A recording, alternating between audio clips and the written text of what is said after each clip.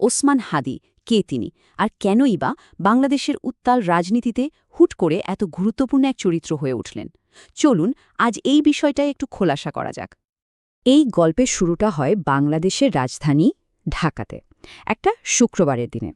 শহরটা তখন সবেমাত্র একটা বড় রাজনৈতিক উত্থান পতনের ধাক্কা সামলে ওঠার চেষ্টা করছে।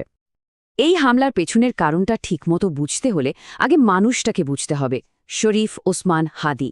তার উত্থানের গল্পের মধ্যেই হয়তো এই রহস্যের চাবিকাঠি লুকিয়ে আছে। তো চলুন শুরু করা যাক সেই ঘটনাটা দিয়েই, যা তাকে এক মুহূর্তে আন্তর্জাতিক খবরের শিরোনামে নিয়ে আসে, তার জীবনের ওপর সেই ভয়ঙ্কর আক্রমণ।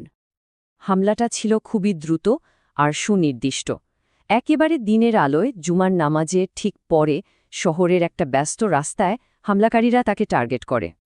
হাসপাতালে আনার পর ডাক্তাররা তার অবস্থাকে সংকটাপন্ন হিসেবেই দেখেন। তার জিসিএস স্কোর ছিল মাত্র ৩, যা কিনা সর্বনিম্ন একটা স্কোর। সোজা কথায় তিনি গভীর অচেতন অবস্থায় চলে গিয়েছিলেন। তাহলে কে এই ওসমান হাদি, যিনি এমন এক ভয়াবহ হামলার শিকার হলেন? তার আসল পরিচয়টা লুকিয়ে আছে তার অতীতে, ছাত্র অবস্থা থেকে নেতা হয়ে ওঠার সেই জার্নিটার মধ্যে। হাদির বেড়ে ওঠা বাংলাদেশের এক গ্রামের ধর্মীয় পরিবারে। পরে উচ্চশিক্ষার জন্য তিনি রাজধানীতে, মানে ঢাকাতে চলে আসেন। আর দেশ কাঁপানো সেই ছাত্র জনতার গণ অভ্যুত্থানের সময়ে হাদি প্রথমবারের মতো আলোচনায় আসেন। রামপুরা এলাকায় একজন মাঠ পর্যায়ের সংগঠক হিসেবে তিনি সবার নজরে পড়েন। এই আন্দোলনই কিন্তু তৎকালীন সরকারকে ক্ষমতা থেকে সরিয়ে দিয়েছিল। কিন্তু অভ্যুত্থানের পর হাদি কিন্তু থেমে যাননি। তিনি তার সহযোগীদের নিয়ে ইনকিলাব মঞ্চ নামে একটা নতুন রাজনৈতিক সাংস্কৃতিক প্ল্যাটফর্ম তৈরি করেন, যা তার লড়াইকে একটা নতুন মাত্রা দেয়। এখানে সবচেয়ে গুরুত্বপূর্ণ বিষয় হল, এই আন্দোলনকে আগের গণ অভ্যুত্থানের লক্ষ্যেরই একটা সরাসরি ধারাবাহিকতা হিসেবে দেখা হচ্ছিল। মানে তাদের কথা অনুযায়ী বিপ্লব তখনও শেষ হয়নি, এটা ছিল তারই একটা নতুন ধাপ। আর এই প্ল্যাটফর্মের ঘোষিত লক্ষ্যগুলোও ছিল বেশ বড়।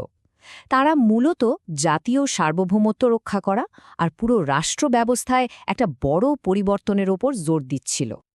তো এই নতুন আন্দোলনে মুখপাত্র হিসেবে হাদি খুব দ্রুতই পরিচিত হয়ে ওঠেন। আর পরিচিতিটা আসেই তার সেই তীক্ষ্ণ আর প্রায়শই বিতর্কিত রাজনৈতিক অবস্থানের কারণে, যা তার জন্য অনেক শত্রুও তৈরি করেছিল। তিনি আসলে কাউকেই ছাড় দিয়ে কথা বলেননি। একদিকে যেমন দেশের অন্যতম বিরোধী দল বিএনপির পুরনো ধারার রাজনীতির সমালোচনা করেছেন, তেমনি অন্যদিকে সাবেক ক্ষমতাসীন দল আওয়ামী লীগকে পুরোপুরি নিষিদ্ধ করার জন্য রীতিমতো আন্দোলন করেছেন। এরপর তিনি যখন নির্বাচনে দাঁড়ানোর ঘোষণা দেন, তখনও একটা ভিন্ন পথ বেছে নেন। গতানুগতিক রাজনীতির বাইরে গিয়ে সরাসরি সাধারণ ভোটারদের কাছে পৌঁছানোর জন্য চা সিঙ্গারার আড্ডাকেই তিনি প্রচারণার মাধ্যম হিসেবে বেছে নেন। তার প্রকাশ্য বিবৃতিগুলোও ছিল প্রায়ই বেশ সাহসী। যেমন সাবেক প্রধানমন্ত্রীর বিরুদ্ধে আন্তর্জাতিক অপরাধ ট্রাইব্যুনালের রায়ের পর তার এই মন্তব্যটাকেই দেখুন। তার আপোষহীন মনোভাবটা এখানে একদম পরিষ্কার। তবে এই স্পষ্টভাষিতা কিন্তু বড় ধরনের বিতর্কেরও জন্ম দিয়েছিল। বিশেষ করে গোপালগঞ্জ জেলা নিয়ে তার কিছু মন্তব্য ব্যাপক সমালোচনার মুখে পড়ে, যদিও পরে তিনি এর জন্য ক্ষমাও চেয়েছিলেন। সুতরাং এটা একদম পরিষ্কার যে তার এই সংঘাতপূর্ণ রাজনীতির পথটা ঝুঁকির ছিল, আর সেই ঝুঁকিই যেন খুব দ্রুত বাস্তবে রূপ নেয়।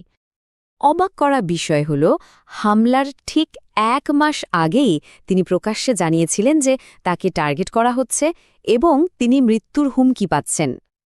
আর সেই হুমকিগুলোও ছিল বেশ মারাত্মক। ফোন কল, মেসেজ তো ছিলই, এমনকি তার বাড়িতে আগুন লাগিয়ে দেওয়ার বা পরিবারের নারী সদস্যদের ক্ষতি করার মতো কথাও বলা হয়েছিল।